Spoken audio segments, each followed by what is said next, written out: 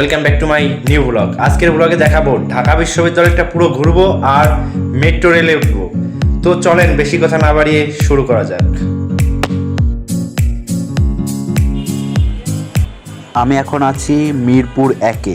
এখান থেকে ডাইরেক্ট বাসে করে আমাকে ঢাকা বিশ্ববিদ্যালয়তে চলে যেতে হবে।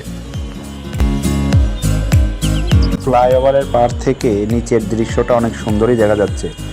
বড় বড় বিল্ডিংগুলো সব ফুটে উঠেছে, একদম অনেক সুন্দর।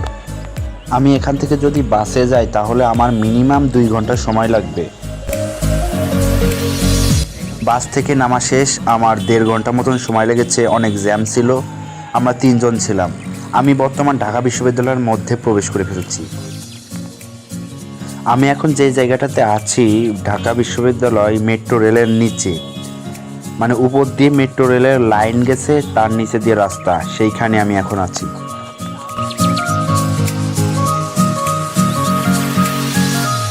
আশেপাশে অনেক সুন্দর সুন্দর ডিজাইনের অনেক কিছু ছিল দেখার।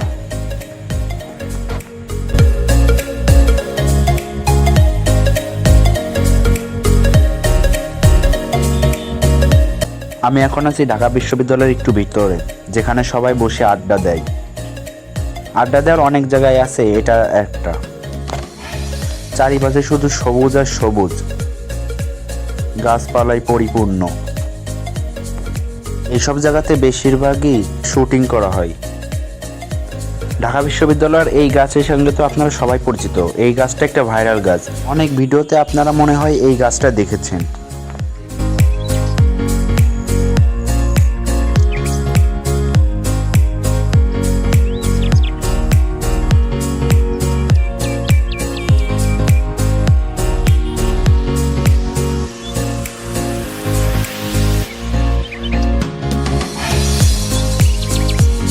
বাইরের পরিবেশ এবং রাস্তা দেখে মনে হচ্ছে যে আমি একদম বাইরের শহরে চলে আসছি।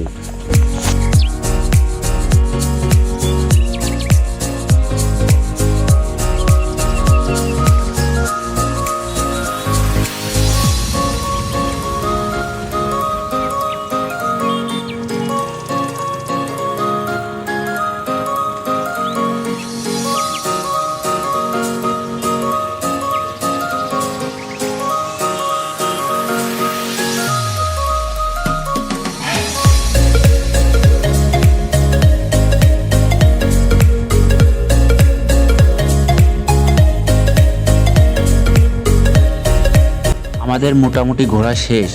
এখন আমাদের মেট্রো রেলে একদম যেখান থেকে উঠছিলাম সেইখানে চলে যেতে হবে। আবার প্রথমত আমাদেরকে মেট্রো রেলের কাউন্টারে যেতে হবে।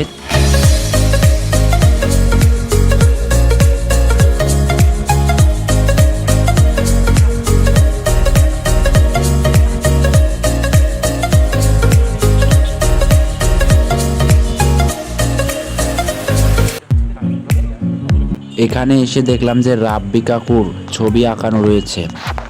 কাউন্টারটা পরে খুলবে, সেজন্য নিচে দাঁড়িয়ে রয়েছি, ওয়েট করতেছি কখন খুলবে। টিকিট কাউন্টার খুলে দিয়েছে, আমরা উপরে চলে আসছি। এখন আমাদেরকে 3 জনের 3টা কার্ড নিয়ে নিতে হবে। আর কার্ড বলতে টিকিটটি, কিন্তু ওইটা পরবর্তীতে ফেরত দিয়ে দিতে হবে আমাদেরকে। টিকিট কাউন্টারে এত ভিড় হবে জানতে পারিনি, কিন্তু টিকিট কাউন্টারের পরিবেশটা অনেক সুন্দর, ফ্যানগুলোর ডিজাইনটা অনেক বাইরের দেশের মতনই বলা যায়।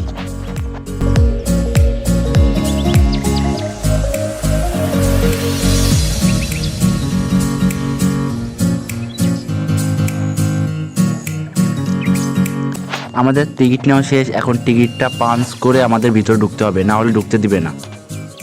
পাঞ্চ করলাম, আমার দরজাটা খুলে গেল, এখন আমার ভিতরে ঢুকতে হবে।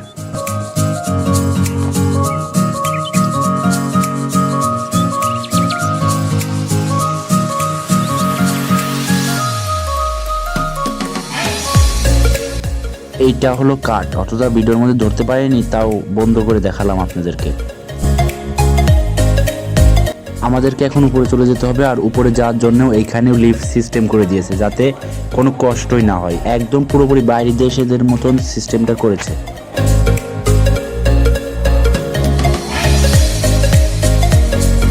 উপরে চলে আসলাম। আমার তো মনে হচ্ছে আমি অন্য দেশে চলে আসছি, বাংলাদেশে এখন আর নাই। কিছু সময় ওয়েট করার পরে অবশেষে দেখা পেলাম মেট্রো রেল।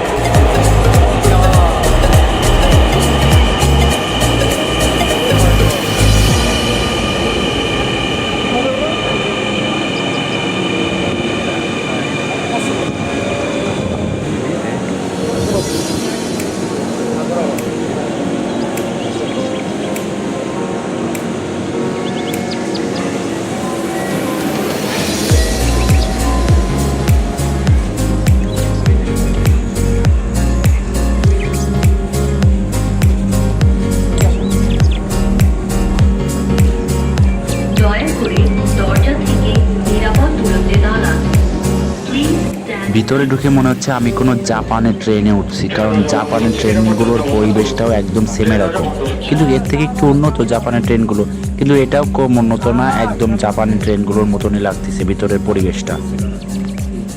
আর ভেতর থেকে তো বাইরের পরিবেশটা অনেক সুন্দর, অনেক, এটা সরাসরি না দেখলে বোঝানো সম্ভব না, তাও যাও ক্যামেরায় দেখানো যাচ্ছে, দেখে বুঝতে পারছেন তো কতটা সুন্দর দেখা যাচ্ছে বাইরের পরিবেশটা। আমি প্রায় মাটি থেকে 5 তলার বেশি উপরে রয়েছি, সেটা কি বোঝা যাচ্ছে? এই যে বিল্ডিংগুলো দেখে আপনারা বুঝতে পারছেন যে আমি কত উপরে রয়েছি।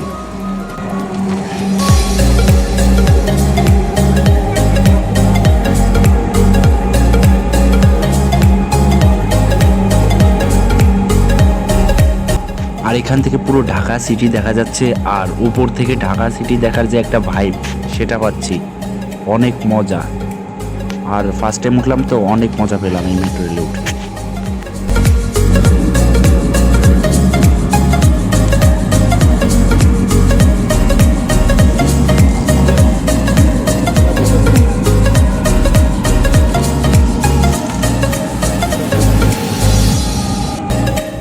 তো গাইস, আজকের ভিডিওটা এই পর্যন্ত। কি ভিডিওটা ভালো লাগলে একটা লাইক করে দিবেন, আর চ্যানেলে যদি নতুন হন অবশ্যই সাবস্ক্রাইব, আমি জানি আপনারা কেউ সাবস্ক্রাইব করেন না, তারপরে অনুরোধ সাবস্ক্রাইব করে দেন প্লিজ।